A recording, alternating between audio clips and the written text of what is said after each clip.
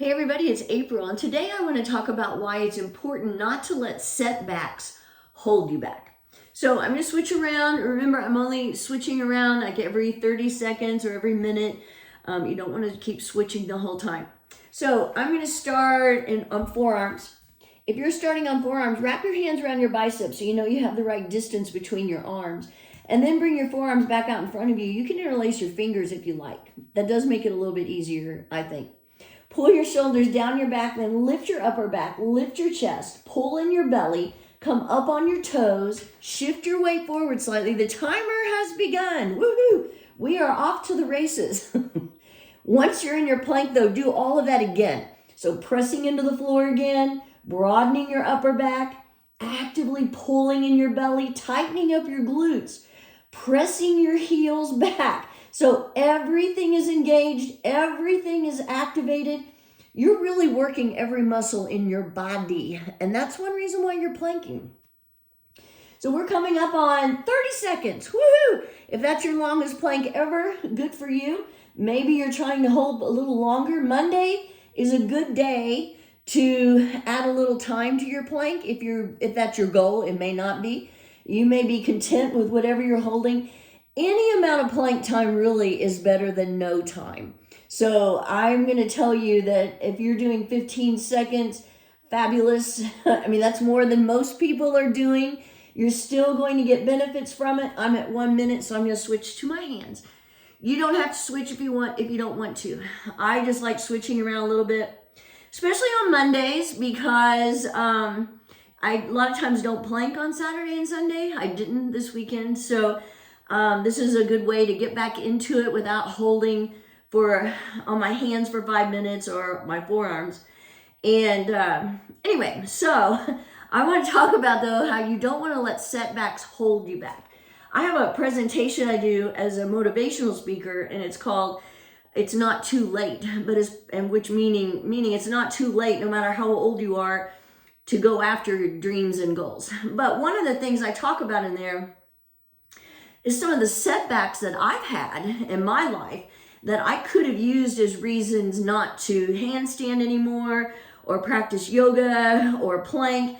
But you have to keep in mind that setbacks are temporary. That's actually the definition. Oh, 2 minutes. I'm going to switch to my forearms and lift a leg. So some of my setbacks have been, I've had rotator cuff surgery. I'm on both shoulders. Only one of them was a tear. Thank goodness, because the recovery from rotator tear is awful. I'm glad I did it, but it is not easy. I've also had a hip replaced, and I could have used any of those things as reasons, 2:30, to stop working out because I couldn't work out or do anything for several weeks or months, depending on which surgery you're talking about. But I actually used yoga, planking, handstands as reasons to get back, to overcome those setbacks and get back to what I was doing. But a lot of times people use those setbacks as, well, I can't go to yoga anymore. I might as well stop. Or 3 minutes, I'm going to do side plank. Or I couldn't plank for 3 weeks or 5 weeks or 6 weeks or however long it was because of illness or injury, surgery. And you could say, oh, it'll be too hard to get back into it. It'll take me too long to get back to where I was. And that's not true. I mean, because I'm living proof. Like I said, I've had all those surgeries. I had COVID when COVID was rampant, which I know it's coming back again, but 3:30, I'm switching sides.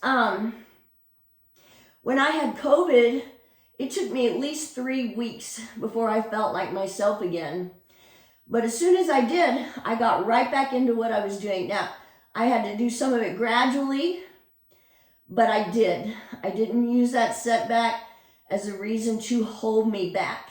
I just used that as, okay, I'm chomping at the bit to get back to it. And then I did once I had clearance. After my hip replacement surgery, they told me I could start planking again after, I don't know, a few weeks, I guess. But I had to start off at 15-second increments and do that for, I can't remember if I did 15 seconds the first day, and then I could add on. But anyway, I had to take my time and work back up to it. But I did. I mean, here I am doing 5-minute planks. And that was in 2020 when I had my surgery. So it is possible to overcome setbacks. And sometimes I think setbacks are put in front of us as a way of really seeing how determined we are, to see if you really want that goal or not. Is it really worth it to you? And it is to me. It is worth it to me to try and get back into my planks, my handstands, hot yoga, and whatever it is you do, whether you run or play tennis or pickleball, whatever. We're at 5 minutes. I'm going to hold a few seconds longer. But use those setbacks as reasons as motivation, that I'm going to overcome this and I'm going to get back to where I was and maybe be even better. Okay. Wow. So if you're encountering a setback now, just keep in mind, that doesn't mean the end. It's not the end. It's a delay in progress. Okay. Have a great day. See ya.